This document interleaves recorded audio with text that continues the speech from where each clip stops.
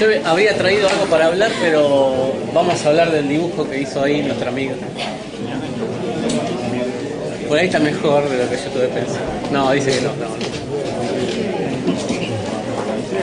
El cálculo de la viga. No, eso no lo vi. Bueno, vamos a arrancar.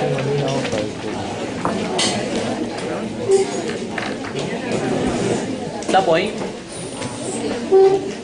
Bueno, córranse.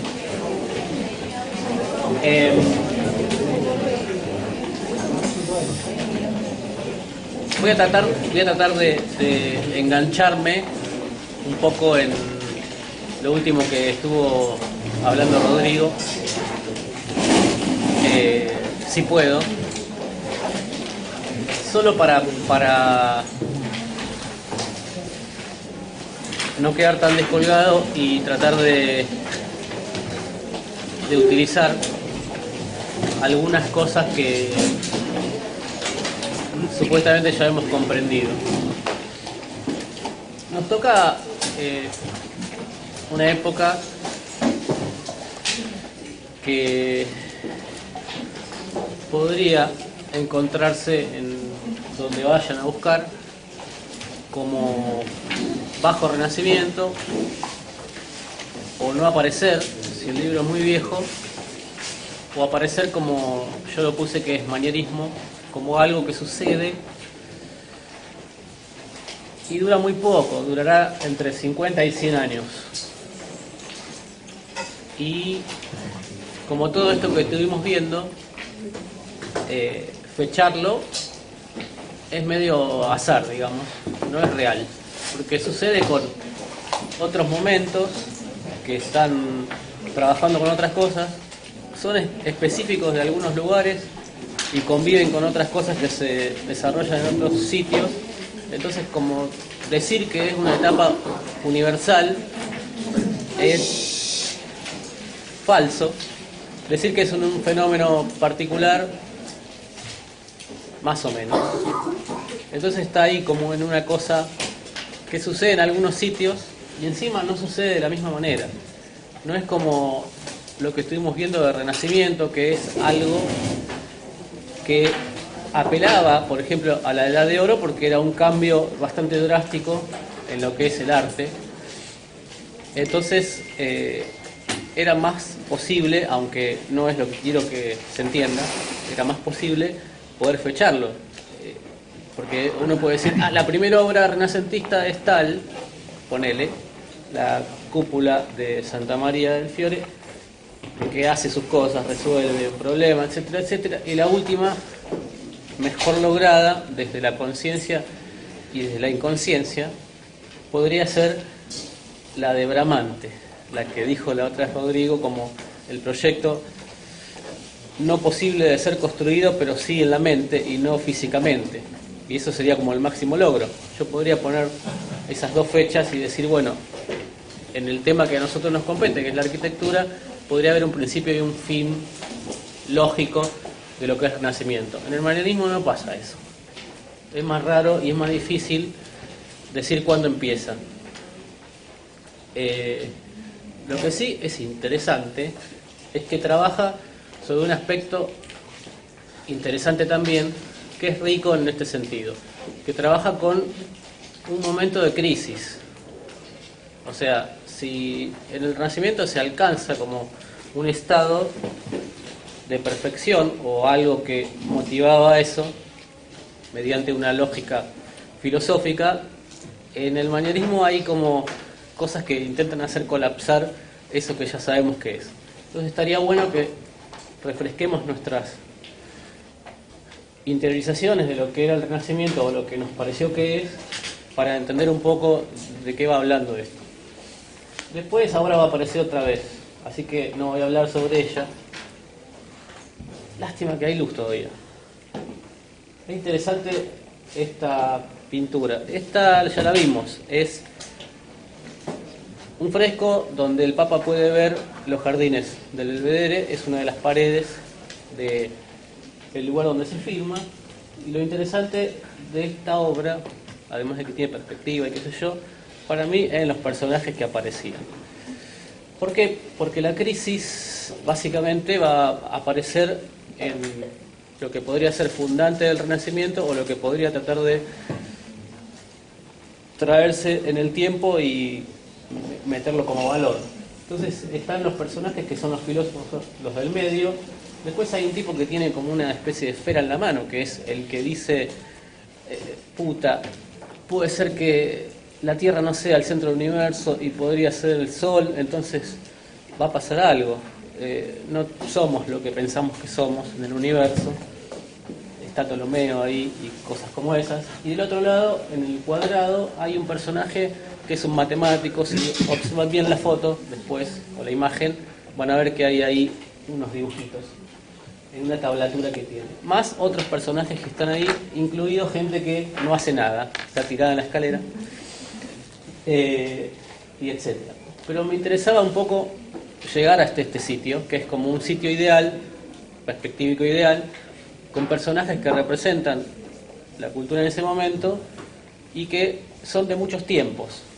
Lo que estaba bueno en el Renacimiento era eso, que yo podía utilizar cosas de tiempos anteriores, reutilizarlas para valorarlas y de ahí hacer obras. Volvemos con lo de la crisis. La crisis, para entenderla un poquito más fácil, la dividí en 4 ítems. La primera es esta. Hay, luego de ya la calma, digamos, en los estados divididos que veníamos viendo, o sea, nosotros dijimos, existe el feudalismo, de ahí hay un momento de transición al capitalismo, ahí hay como un acomodamiento de lo que podría ser ahora conocido como Italia, y esos pequeñas porciones de lo que después es Italia, en un momento están en paz, y digamos que se podría como consensuar que ya hay nuevos tipos de gobierno y todas esas cosas, pero a su vez existen otras cuestiones que son mucho más superadoras, que tienen que ver con la idea de la ocupación del territorio a nivel más grande. Por ejemplo, existen personas que piensan que pueden volver a la idea de ser un emperador. Por ejemplo, el caso de Carlos V es uno, y de sus aliados o de sus relaciones con otras partes de Europa. Entonces hay un conflicto en un momento por territorios, y esto de alguna forma a la Italia que venía en el Renacimiento la sacude de alguna manera porque hay invasiones. Entonces lo que parecía en apariencia empezar a ser un mundo perfecto donde ya había paz y no había tanta guerra, porque el estado de la política medieval se había abandonado y ya había expansiones comerciales y buenos momentos para crecer, nuevamente tiene como un colapso ahí medio raro. En ese contexto hay una invasión en 1527 que se produce por estos dos personajes, o Francisco I o Carlos V, que en realidad son como la misma persona. Y eso hace que muy cerca de lo que sería el renacimiento pleno que estábamos estudiando, haya un colapso en cuanto a que Italia, o la zona donde estamos viendo ahora el tema del Renacimiento, colapse y haya otros intereses en juego. Lo voy a explicar más adelante.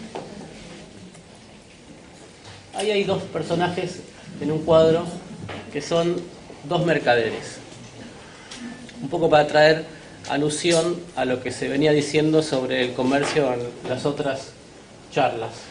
O sea, además de que en el Renacimiento, o en los principios del Renacimiento, se podría fijar como un sitio geográfico en la producción que estamos viendo, en esta época ya se descubrió América, lo hago así, se descubrió América, y ya hay expediciones de otros países por esta idea de conquistar territorios o ganarse el mundo, y ya hay otras situaciones de comercio, entonces hay otra apertura posible, entonces hay otro lugar posible donde puedan suceder otro tipo de arte y otro tipo de arte que podría también criticar el que es asociado a Italia específicamente, a Florencia, por ejemplo, que es uno de los lugares donde estuvimos viendo que sucedía el Renacimiento. Entonces, esta expansión en el sistema del mundo, digamos, también es una posibilidad para yo negar, porque necesito una cosa que es interesante. El arte trabaja con la representación en esta época. O sea, el poder, que es el que puede pagar, es el que manda a hacer cosas, y cuanto más poder, más identificación. Entonces el problema tiene que ver con la representación, y el arte es un canal. Entonces va a haber como esas lógicas de decir por qué tenemos que hacer este tipo de estilo si ya está asociado a la representación de otro sitio. Podemos pensar en otras cosas.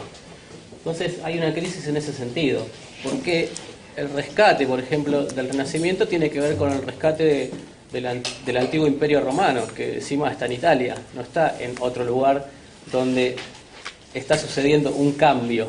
Entonces, si fue posible ir a buscar algo en el pasado, no hagamos lo mismo, porque nos estaríamos repitiendo. Entonces hay una crisis ahí en cuanto a ver si sirve el sistema o no sirve. Después hay otro problema, que es el de la crisis religiosa. Imagínense esto. Más o menos en los años que vamos a atravesar nosotros, de 1514 más o menos, hasta 1600, que es lo que vamos a ver, en esa época el poder de los papas se traslada definitivamente a Roma. O sea, si ustedes un poco saben algo de historia de los papas, en una época están en Francia, están en un lugar que se llama Aviñón. Cuando ya hay momentos de paz, se vuelve, digamos, con la cúpula de la Iglesia a Roma, se crea la Ciudad del Vaticano y todas las cosas que ustedes conocen. Esas no existían hasta antes de 1450, como las conformaciones que se reconocen ahora. Y lo que logra la Iglesia en esas épocas es generar mucho poder. ¿Se acuerdan que ya hemos visto que tenían tierras que podían trabajar con el sistema de feudo? Y eso lo que hace es generar mucha riqueza, y esa riqueza termina recayendo en Roma. Por eso la Iglesia tiene la posibilidad de pagar artistas o bancar artistas para que el arte utilice este mecanismo para que la Iglesia se pueda ver representada y con eso generar propaganda. La Iglesia vive de la propaganda, digamos, de los mensajes que puede hacer. Entonces hay en lo que sería más el norte, Inglaterra y Francia, unas personas que son también de la Iglesia, que están en contra de los privilegios que logra tener la Iglesia en cuanto al poder del dinero. Entonces empiezan a decir, pero ustedes al final dicen que Dios tiene bajo su ala a los pobres y desalmados y los trata de conducir por el camino de la fe, etcétera, pero ustedes viven de fiesta en fiesta, tienen unos ropajes que no son los que tendríamos que tener si somos humildes, etcétera, etcétera. Entonces aparece como una cosa que se llama el origen de los protestantes, y dos personajes que son Calvino y Lutero, los deben conocer, que dicen, paren un poco, no podemos tener este tipo de iglesia. Conclusión, lo que se venía haciendo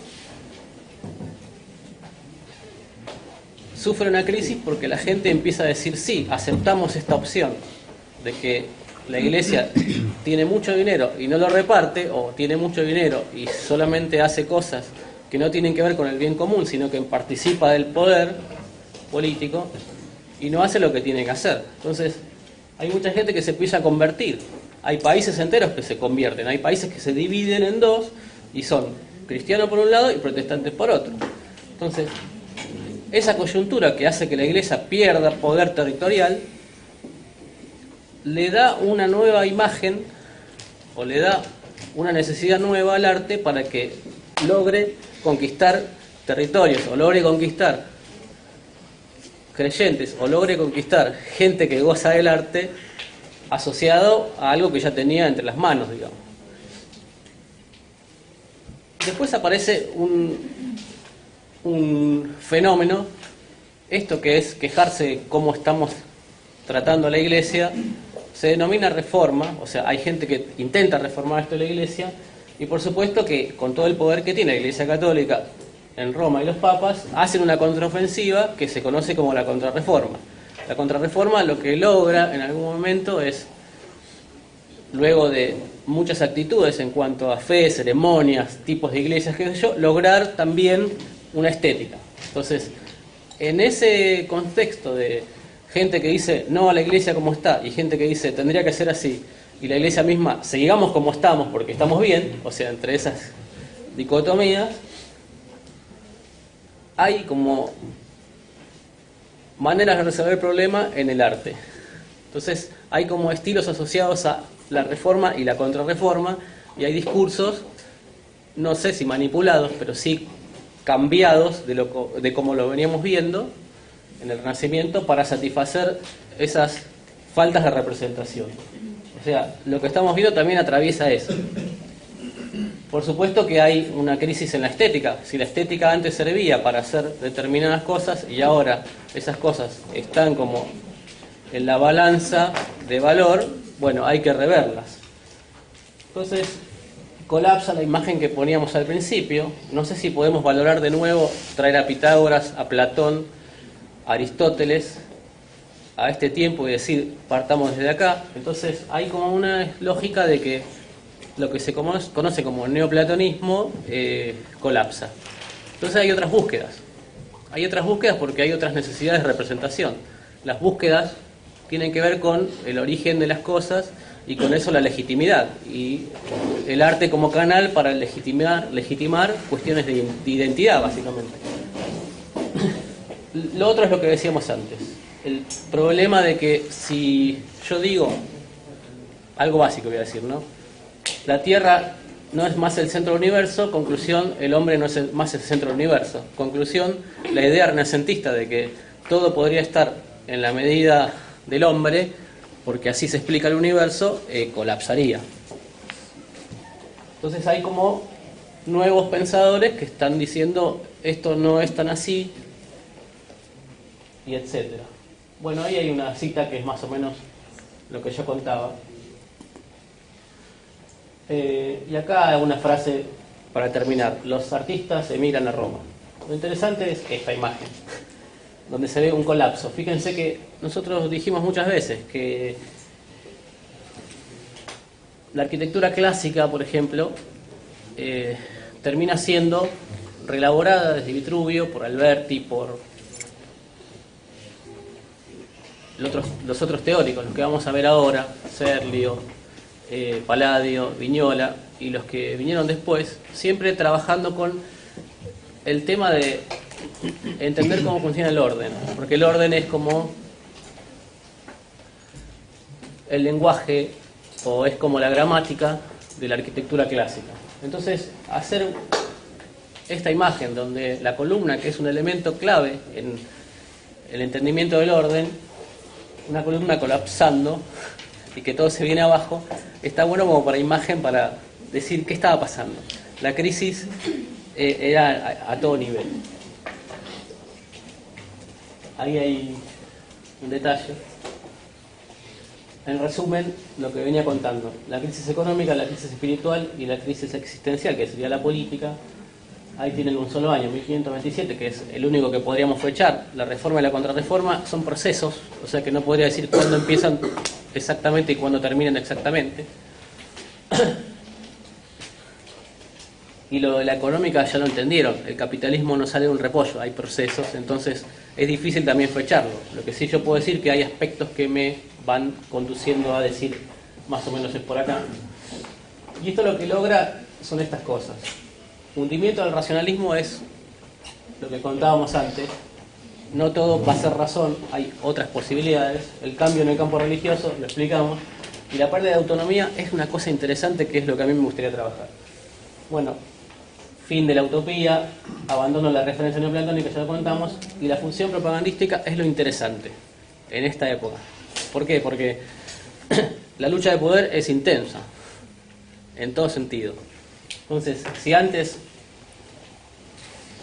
el arte con explicar que era el todo y las partes armónicas alcanzaba, ahora eso sirve, pero es un medio, ya no es más un fin.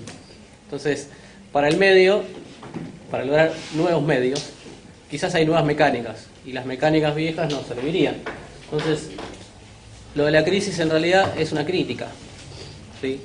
Crisis suena medio mal, pero crítica suena mejor. Es utilizar el recurso del arte para la representación, criticando lo establecido, que hasta ahora podría ser lo mejor, porque imagínense, se llegó a la conclusión de que lo mejor era el Renacimiento. Por eso se desarrolló hasta donde se desarrolló. Ahora vamos con las características. Va a aparecer esto, van a aparecer muchas, pero muchas ideas de representación, muchas maneras de exacerbar cosas de acuerdo a los temas. Porque imagínense esto, también está permitido el goce. Si antes la corte podía vivir sus placeres en un territorio, o sea, los que tienen el poder podían hacerlo, podrían decir, bueno, los palacios donde nosotros vamos a pasar nuestros días pueden tener este tipo de cosas para el goce, o sea, para pasar el tiempo no haciendo nada, pero gozándola. Y el arte también podía responder a eso. O sea, está desde el conflicto religioso para que la iglesia sea la portadora del mensaje directo, hasta algo que es raro, ¿no?, que exista. Entonces las características se presentan en temas diversos y en tipos diversos. Una de las características de esta época es esta, que es la yuxtaposición. La yuxtaposición es algo así como una mezcla, para decirlo más rápido. Entonces se puede mezclar desde órdenes y también se puede mezclar cosas, o sea, partes de cosas yuxtapuestas para armar organismos nuevos o para armar obras nuevas, siempre y cuando respondan a necesidades. Esto es una villa del Papa Julio, alejadas de Roma, pero bueno, básicamente no es casi todo construcción, es construcción y es trabajo sobre la naturaleza y el territorio. Lo interesante es que tiene, como veníamos viendo, pedazos de obras, o sea, tipos de pedazos de obras, armando cosas u organismos, con lógicas de ligazón o lógicas de relación X. En cada caso funcionaría X. También aparece esto, como mezclas entre cuestiones estáticas y cuestiones dinámicas, o mezclas entre elementos de otro origen mezclados con elementos que no tendrían que tener esos elementos intrusos. Por ejemplo, no existe en la arquitectura, hasta este momento, no existe una obra que parezca una escultura. Las esculturas están donde tienen que estar, las pinturas están donde tienen que estar, y la arquitectura hace un marco para esas dos cosas. ¿Está bien? Si yo lo que intento hacer después es mezclar, lo que estoy haciendo es buscando unas lógicas combinatorias difíciles de entender. Ahora vamos a ver un poco más. Yo lo que estoy mostrando es lo que aparece. Después vamos a trabajar en algunos casos cómo se logra eso. ¿Qué es esto de poner imágenes de personas en distintas posiciones? Porque fíjense que hay uno que está como más vertical, que es el de la esquina, y después hay uno que está casi agachado cerca de la puerta, y no son columnas clásicas. O sea, lo que estuvimos diciendo es que el Renacimiento logra codificar los 5 órdenes y con eso trabaja, porque con eso semantiza, porque con eso comunica, porque con eso logra el valor que está buscando, y ahora estamos usando esto. ¿Estamos todos locos? No. Hay una intención acá, pero aparecen cosas como esta. Lo que veíamos en la escalera afuera, o sea, esas fachadas perfectas que estuvimos diciendo, che, tienen que ser con el primer nivel así, el segundo nivel así, el tercer nivel así, yendo de lo más pesado a lo más liviano, porque esa es la concepción clásica del orden, basamento, desarrollo, SAC, con una escalera que está encima con otra dinámica. O sea, romper las fachadas y meterle elementos extraños parecería que estaba bien en esa época. Vamos a ver por qué. O sea, yo puedo juxtaponer tipos. Ahí dice cuáles son las obras. Aquella es la Villa Giulia, este es un castillo, el castillo de Chambord, y esto que está acá es el de las columnas con personas, es un palacio que se llama, creo que Meoni, porque no está saliendo el texto. A mí me gustaba que salga. Después hay esto que es artilugios para lograr mejores ideas de percepción, que eso está bueno. Imagínense esto. Estuvimos diciendo que el Renacimiento es una etapa interesante porque es donde se logra hacer científica la perspectiva y con eso lograr proyectar cosas ideales que son iguales a las que el ojo detectaría. Está bueno eso. Si yo, una vez que entiendo cómo funciona el sistema, logro hacer algunos artilugios para que la cosa, en vez de ser verdad, sea verosímil, y con eso jugar y aumentar o disminuir o trucar las percepciones, quiere decir que yo entiendo cómo funciona el sistema. O sea que yo también voy a encontrar objetos donde se supera esto de lograr la armonía de las partes. Logro eso, pero como lo controlo, también lo puedo modificar, como me interesa a mí. Entonces, yo puedo hacer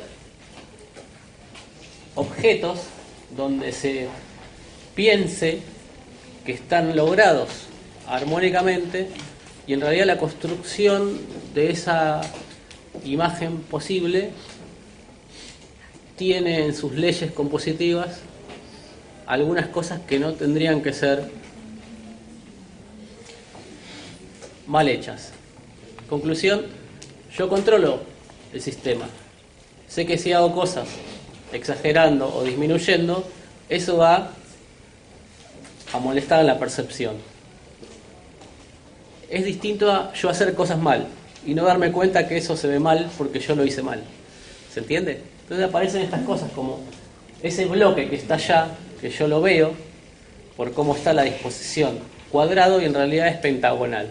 O sea, lograr hacer que la obra, además de tener un punto único de vista, tenga un punto de vista que me interesa a mí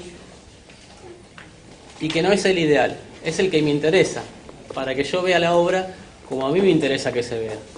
O sea, es trasvasar, digamos, la lógica que veníamos viendo hasta ahora. Y por ejemplo poner en apariencia patios importantes de acceso donde en realidad son laterales. Esta es una planta interesante. Ahí lo que veían, el edificio pentagonal, que es donde se ve por la perspectiva que tiene. O sea, yo entro a ese edificio desde una esquina en Escorzo y veo que es un bloque cuadrado. Entonces digo, puta, esta obra es perfecta porque es un cubo y en realidad es un pentágono. O sea, hay como nuevas lógicas de pensamiento, nuevas introducciones de otras formas que aparentemente no podían estar, etc. Después hay algo interesante que es esto. Aparece un poco en el ejemplo primero, ¿no? Que por ahí el Renacimiento no se preocupa por lo interior. Lo que hace es trabajar el exterior, porque está trabajando con una idea de representación, por ejemplo, para la ciudad, pero después, superada esa etapa, yo puedo hacer bello o puedo hacer estéticamente correcto toda la obra. Todas sus partes sería también los patios internos. Acuérdense que la obra que mostramos, que era el Palacio Rucellai, tenía un patio interno que no era realmente exacto en sus lados. No era ni cuadrado, ni rectangular, ni raído, ni nada. Era una forma que quedó porque el tejido le permitió hacer eso y lo único que se cambió fue el frente. Y nosotros decimos que ese es el ideal de palacio. Estamos diciendo que el ideal de palacio del Renacimiento es una cosa que trabaja solo con las fachadas. Me estoy poniendo en manierista y estoy criticando eso y diciendo, puta, no es eso. Es toda la obra, tendría que ser perfecta, incluso las fachadas del patio.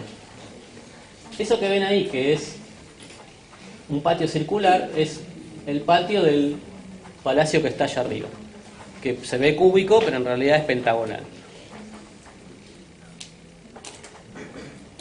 Se llama Farnese. Después hay otra cosa que es esto, que es búsquedas de verosimilitud o búsquedas de cosas que podrían ser lo de la manipulación.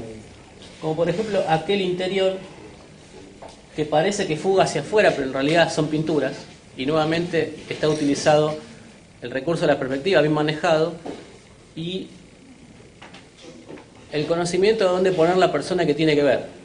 Si yo me corro, no veo ya qué sucede en aquel interior. Pero yo, al entrar al espacio, digamos, que podría ser rectangular, si se lo imaginan, al entrar a este espacio y entrar en la puerta, lo que veo es esto, como una continuidad que no existe. Y eso es logrado gracias a que yo manejo la herramienta, manejo el sistema, si no, no lo podría hacer. El de este costado, el que apareció recién, este, es un ejemplo de Palladio y es un teatro. O sea, vieron que yo decía, el arte se podía usar para cualquier cosa, para la propaganda, para la fiesta, para hacer otro arte. Entonces esto es como una especie de frente de teatro, esa escenografía. Y para lograr profundidad, ahí hay un artilugio que usa un arquitecto que se llama Palladio, que es generar estas calles que en realidad son mentiras, son pinturas, son cosas de madera, o sea, armadas, pintadas, pareciendo ser edificios, o caminos, o calles. O sea, hay utilización de la perspectiva no solo para pensar cosas posibles, lógicas, y que cierren con el sistema. También está para pensar cosas que nunca existirían y que serían mentiras, pero que se pueden, utilizando los códigos, traer reales a la realidad, ¿no? Después hay otro fenómeno que es este, que es el de la articulación de los elementos del orden en aparente desorden. Fíjense que nosotros, si rastreamos cómo se ordena en Grecia o cómo se ordena en Roma, o sea, cómo se trabaja el lenguaje, siempre tenemos esta lógica de basamento, columna, capitel, arquitrabe, o basamento, columna, capitel, arco. ¿Sí? Los griegos trabajan con el sistema trilítico, que es este, cada dos columnas una viga, porque viene del sistema de madera, que es el original que usan en la Grecia arcaica, y los romanos, como inventan el estudio de la compresión ya existe, ellos inventan una manera de entenderla, que es darle una forma de arco. Entonces, como desarrollan el arco, cambian esto que es recto a esto que es un arco, y lo que les permite es separar las columnas más. Por eso existen las termas, porque las bóvedas, que son arcos infinitos en un sentido, o sea, líneas de arcos en un infinito en un sentido, lo que permiten es que se separen más los apoyos. Las maderas no venían de esa medida tan grande. Entonces los griegos tenían un problema. Si ustedes ven el corte del Partenón, van a ver que el techo está armado con un montón de cosas como estas, como las cerchas. Bueno, eso que es un orden lógico, porque viene de la construcción y después viene del tiempo, de la tradición, tiene una manera de ser. Cuando yo empiezo a mezclarla, lo que hago es no desatenderla y no negarla, sino posiblemente mejorarla o darle otro sentido. Entonces existe esto que es el juego con el orden para darle otros sentidos a las cosas. Yo podría apelar al sentido original si quiero, con un rastreo más arqueológico, o pensar que eso puede producir un efecto hacia adelante. Bueno, aparece esto como una cosa rara, ¿no? O esto como otra cosa rara, como movimientos o elementos contaminantes. O sea, para los renacentistas, wow, esto no hay que hacer. Bueno, el otro punto era la heterodoxia, que está mostrada en toda la lámina. Y después algo que está bueno también es que en el arte o en la pintura también se hace eso. O sea, no solo en la arquitectura es esta lógica, en todo. En la escultura hay estas ideas de falsedad, ideas de movimiento que no pueden existir, maneras de ver las cosas de múltiples planos, múltiples puntos, combinaciones de cosas que estarían mal combinarlas. Y, por ejemplo, en temas como este, que es uno clásico, creo que se llama La Visitación, los personajes principales no están mirando a la cámara, están mirándose entre sí mismos como ignorando lo que sucede. O sea, esto habla un poco de lo que decíamos antes. La Iglesia tiene que retomar sus ideas y modernizarlas un poco con los nuevos problemas que existen. Ahora empezamos un poquito mejor con el análisis de obras. Hasta acá era como contexto, ¿no? O sea, qué pasaba en esos 4 momentos: político, religioso, universal y estético. Después mostramos un poco la cantidad de posibilidades que tiene esto. O sea, no es solo llegar al canon. Le pasa a Grecia eso y le pasa al Renacimiento, lo de llegar al canon. Si ustedes rastrean un poco cómo se logra o cómo llegan a decir el templo perfecto es el Partenón y hacen un rastreaje para atrás, van a ver que sale de un germen que es muy chiquito, que se llama Megarón, y que después van probando la cantidad de columnas enfrente y la cantidad de columnas en lado, o sea, cuántas por cuántas, hasta que ellos dicen este es perfecto. Y la búsqueda del canon viene por ahí. En el Renacimiento, uno de los cánones podría ser el Tempieto de San Pedro Montorio, porque logra condensar la forma perfecta, la armonía entre las partes, el uso del orden, el espacio cupulado, el único punto de vista o los múltiples puntos de vista. O sea, si logra condensar todo, podríamos decir que es la obra canónica, ¿sí? Indiscutible. Entonces, quería contarlo desde ahí. Si una de los caminos para lograr el orden era seguir al señor Vitruvio, porque él tenía la posta y era el único que había escrito, o uno de los únicos que había escrito, y eso nos gustaba y lo interpretamos y playamos con eso, nosotros llegamos hasta acá. Con el orden podía hacer esto, por ejemplo. Esto, que aparentemente es una ventana, nada más, tiene la lógica del orden clásico y está armada en las proporciones que esas reglas dictan. Esto es de Rafael. Rafael es interesante porque es el último de los arquitectos, artistas, que conoce a Bramante. Bramante es el que hace el Tempieto. Bramante es el que, digamos, le da el monio, le pone el monio al estilo renacentino. Muere, como todos morimos, en el 14 y deja muchas cosas pendientes. Una de ellas es, por ejemplo, la gran casa matriz de la iglesia. O sea, la Catedral de San Pedro no es realizada por el máximo arquitecto del Renacimiento porque muere. Y así deja muchas cosas en el camino, y hay muy pocos que mantienen el estilo de Bramante, y uno de ellos es Rafael. O sea, es interesante esto también, porque si había personas que podían hacer permanecer el estilo del Renacimiento o trabajar con el Renacimiento hasta donde había llegado, en un momento desaparecen, y eso también genera una crisis, porque no hay posibilidades de darle las obras a nadie que tenga la capacidad que tenía Bramante, por ejemplo. Bramante tenía discípulos, porque también hay una cosa interesante en el Renacimiento, que si aparece la figura del arquitecto, también aparece la conformación del taller. El arquitecto como genio, trayendo un poco la idea de la Edad de Oro, tiene gente que trabaja con él y lo ayuda, e incluso comanda obras, o dibuja, o completa esos proyectos. No es que el tipo trabaja solo.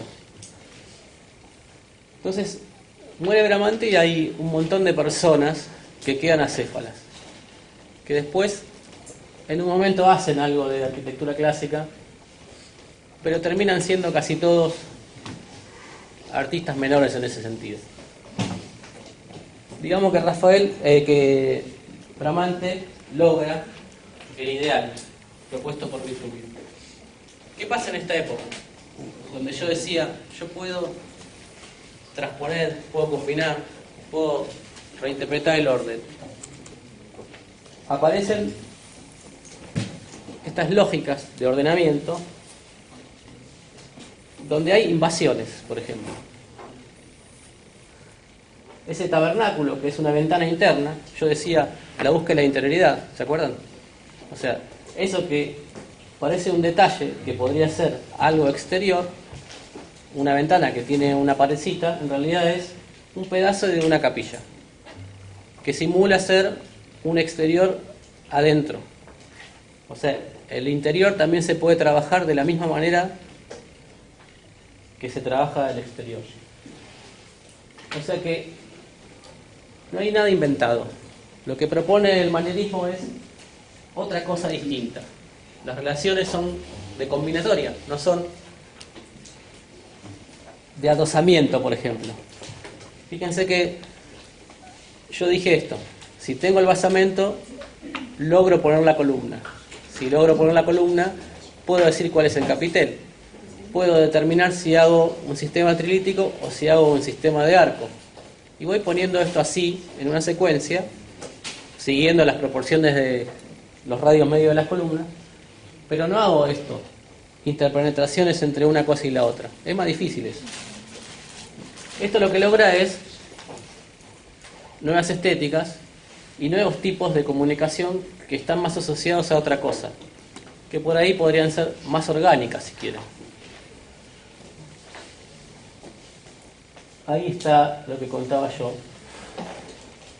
Eso, en este dibujo es raro saberlo.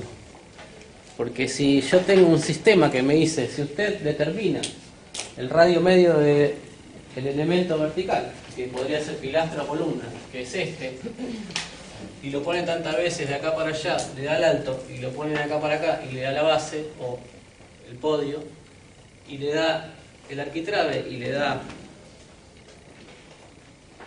el frontis, ¿cómo lo hago ahí?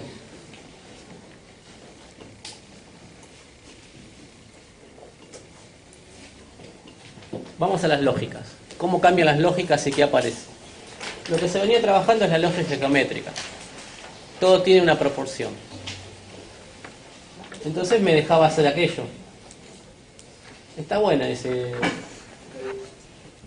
imagen, porque fíjense que condensa las figuras que estuvimos viendo hasta ahora como más importantes, digamos, el cuadrado, el círculo, y una cosa interesantísima, que es que donde está el cruce de diagonales hay un punto común que yo puedo hacer tangente con el círculo, o puedo marcar el círculo desde ahí arriba, y al no ser de la misma medida, acá hay un desfasaje. ¿Sí? O sea, yo lo podría hacer coincidir o lo puedo poner acá. Eso que es nada, un comentario, es conocer cómo funcionan las características geométricas de dos formas básicas, el círculo y el cuadrado, y eso es lo que buscaba el Renacimiento. Una lógica de asociación de cosas desde la esencia de las cosas. Por eso puede hacer esto. Pasar de lo plano, cuando entiende lo plano lógico y entiende sus características y piensa plano, después lo puede trasladar al espacio. Por eso las arquitecturas del Renacimiento podrían considerarse cuestiones tridimensionales y que tienen un principio pictórico que después son 3D, como lo contó acá nuestra amiga. Fíjense, otra vez la figura,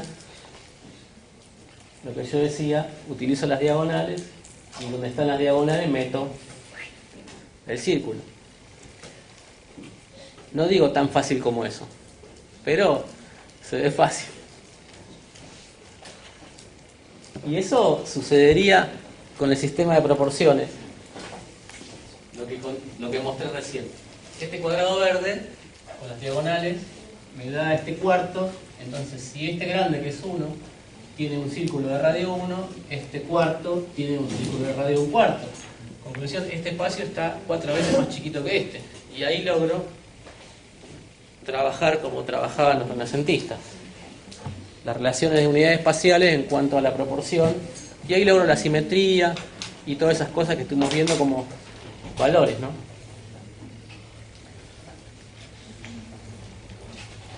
Más en el tiempo, ya estamos en el 23, se sigue usando eso de utilizar las características geométricas de las formas. Por ejemplo, este es otro cuadro, es cuadradísimo, un cuadro cuadrado, donde en el centro está el personaje principal. Ese personaje principal no está apuntado en su ombligo, como estaba en el caso anterior, cruzado por el eje. Está apuntado en su mano, o sea que ya hay una variación ahí. Está en el medio, pero la postura del tipo en el medio no es la misma que estaba el otro cuando lo estaban bautizando. ¿Tiene memoria fotográfica o vuelvo para atrás? ¿Vuelvo? Bueno. Y aparecen estas cosas. O sea, si yo lo puedo hacer en una composición común, después puedo hacer esto. Figuras retorcidas. ¿Cómo es posible que yo pueda saltarme la posición de representación del hombre desde este punto hasta ese que está ahí todo retorcido? Esa mujer con ese cisne. Por lo que ya estuvimos contando. Nadie va a desperdiciar, cuando dice voy a criticar el momento anterior, los logros. Lo que en todo caso puede criticar es cuáles son las metas. Los logros siguen permaneciendo. Fíjense la imagen anterior que yo mostraba de la ventanita de Rafael y la ventanita de Miguel Ángel. Las combinatorias de las cosas son las que se modifican. Las cosas perduran. El lenguaje está latente ahí. Está combinado de otra manera. La manera en que se conoce el cuerpo humano no se desecha. No se dice, volvamos a pensar cómo serían las proporciones del hombre de nuevo cuando ahora la Tierra no es el centro del universo. Eso es nada. No se puede desperdiciar eso. Entonces hay cosas que permanecen. Lo que sí hay reinterpretaciones, que eso es lo interesante. ¿Desde dónde? Desde la crítica. Esa forma retorcida, creo que se llama serpentinata, ¿no? ¿No te acordás? Más o menos. Y lo que me sirve es para mostrar otra cosa distinta, que es que la búsqueda, por ejemplo, del espacio, o de la espacialidad, o del 3D, podría no ser tan lógica como la que vimos antes. Si yo en un cuadrado trazo las diagonales y le pongo un círculo, eso lo puedo espacializar. Entonces me da un cubo con una esfera. Está todo bien. Eso es lógico. Si yo hago de una imagen que es conocida, que es una Sagrada Familia, donde la Virgen siempre tiene el niño en el brazo y el otro, que es el José, está al lado, hago esa propuesta donde no sé cuál es el personaje más importante de la Sagrada Familia. Si la señora, el bebé o el señor José, pero ¿vieron cómo están puestos? Y el niño está como... hay movimiento ahí. Distinto a el tipo que estaba siendo bautizado así, y distinto a este que está en una actitud media rara. O sea, la imagen sigue siendo alegórica o no, la imagen sigue proponiendo un tema, pero la manera en que se la cuenta ya cambia. Para hacer ese escorzo o ese movimiento del cuerpo, yo tengo que saber cómo funciona. O sea que Leonardo aportó un montón a esto. No estamos diciendo la crisis es negar, no. La crisis que yo propongo es crítica. Fíjense esto. ¿Cómo está bueno esto que hace el arte? Piensa plano, trata de dejarte una idea de que lo plano puede ser un 3D, y después hay uno más adelante que hace un 3D. Este es otro tema, no es el mismo, pero son 3 personas donde para ver el frente de cada uno tengo que girar. O sea, estas están las 3 mirando casi para el frente, pero estas 3 están puestas en algo que me dice que esto no se puede ver en un solo punto de fuga. Hay que, si quiero gozar de la imagen completa y quiero saber cómo es la espalda de este tipo, que está aguantando a aquellos dos, si le pude hacer la espalda a este, la otra también puede ser también una espalda que está buena para ver. Y va a ser distinta, porque este está en una posición más erecta y este no. Y la chica está siendo sostenida, entonces la espalda de la chica está mejor que la espalda del de abajo, que está haciendo fuerza. O sea, toda esa posibilidad de reconocimiento de algo es gracias a que se hicieron estudios. O sea, también se podría hacer.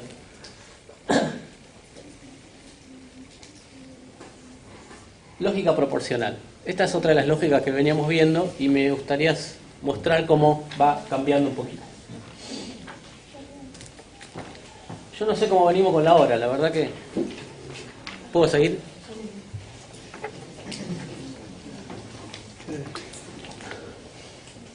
Bueno, de nuevo otra vez. Yo no puedo sacarme a Bramante de la cabeza, ¿se dieron cuenta? Porque yo decía, necesito enganchar con lo que venía para meter en crisis lo que venía y trabajar con lo que quiero. Si no, no puedo. Entonces, volvemos otra vez a un clásico de los años 1500. ¿Lo tienen, no? ¿Lo tienen?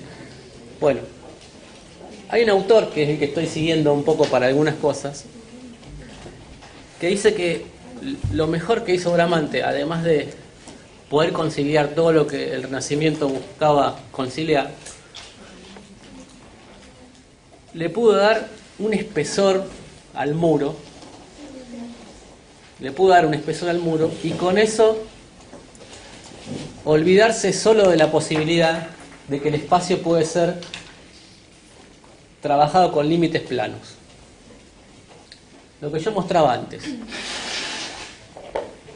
Un cubo con una esfera arriba, la parte de abajo del cubo, son 4 planos, ¿cierto? Si son las paredes. Entonces, si lo hizo Alberti y lo hizo Brunelleschi en la primera etapa,